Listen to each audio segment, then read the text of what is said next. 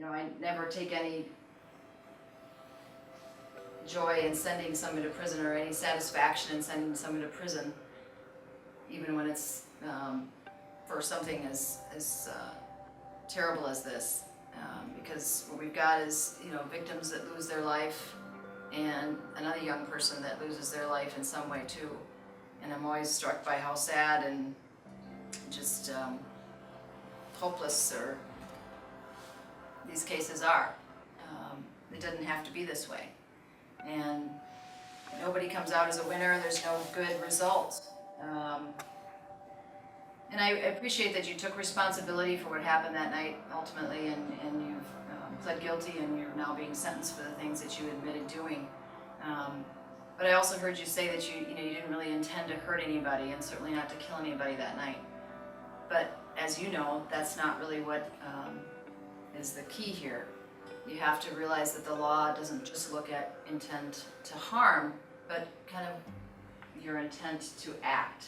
And you know, you went through your graduation ceremony and had that accomplishment to be proud of, and then you made some other choices and intentionally drank, and then drove your car with other people in it, and those choices, those intentional acts, ended up with really dangerous and ultimately fatal consequences, and that's what you're responsible for ultimately in the eyes of the law.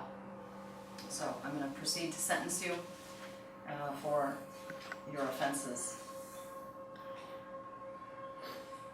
You, Wesley Arthur Peterson, having been found guilty by your own plea of guilty to 2 counts of the felony offense of criminal vehicular homicide for having caused the death of 2 other persons as a result of operating a motor vehicle while having an alcohol concentration of 0.08 or more, in violation of Minnesota Statute 609.21, subdivision 1(3), which defines the penalty for that offense as not more than 10 years, $20,000 or both, and standing convicted of those crimes upon your own plea of guilty.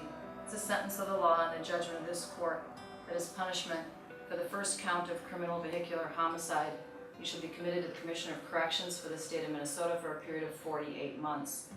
And that as punishment for the second count of criminal vehicular homicide, you shall be committed to the Commission of Corrections for the state of Minnesota for a period of 48 months, consecutive to the first count, meaning that is a total prison sentence of 96 months.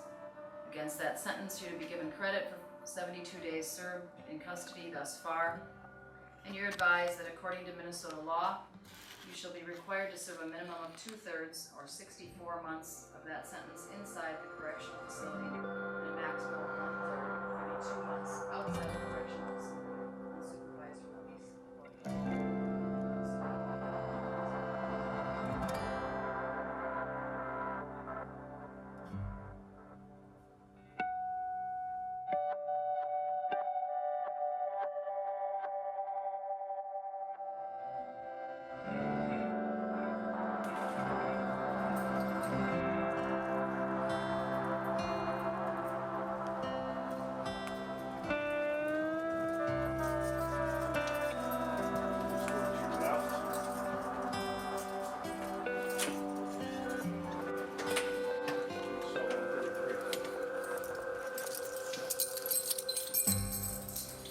Okay, have a seat in there. We'll be with you in a little while.